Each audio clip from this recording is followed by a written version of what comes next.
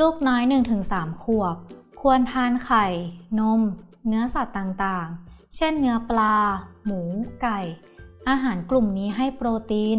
ซึ่งช่วยการเจริญเติบโตและสร้างกล้ามเนื้อต่างๆเด็กๆควรรับประทานไข่วันละ1 ฟอง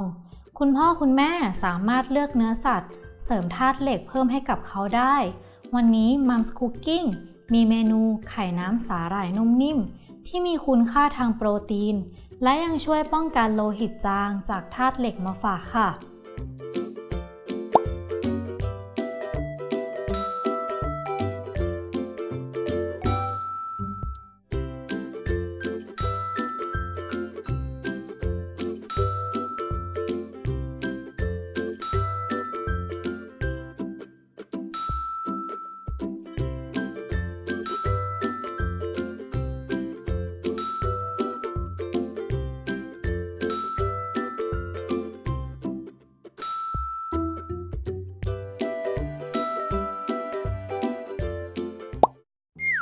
ต้มน้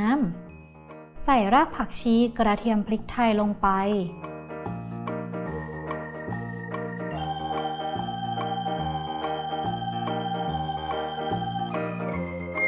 หมักหมูสับด้วยซีอิ๊วขาวและน้ำตาลทราย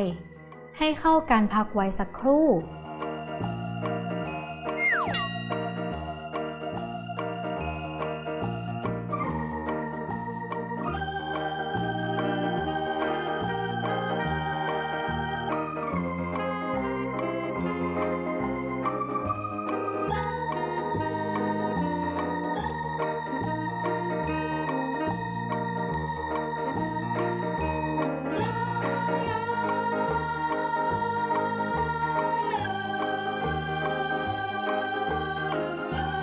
พอน้ำเดือดปั้นหมูสับเป็นก้อนๆลงไปต้มจนหมูสุก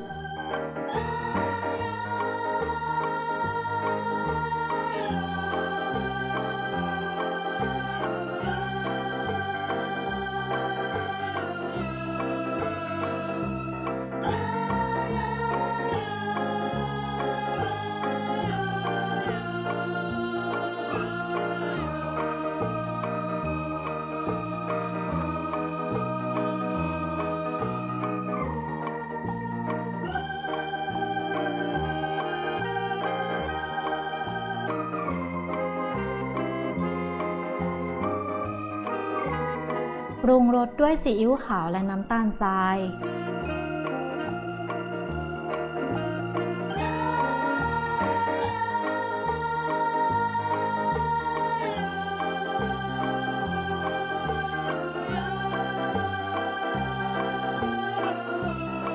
ใส่ไข่ลงไปคนให้เข้ากันรอจนไข่สุก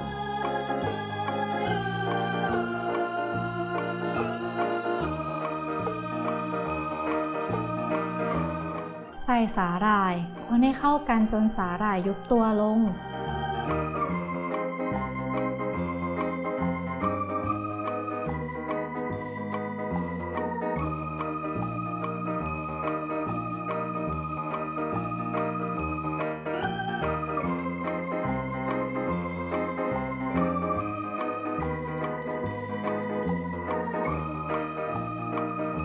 ปิดไฟตักใส่ถ้วยโรยด้วยต้นหอมผักชีก็พร้อมเสิร์ฟแล้วค่ะ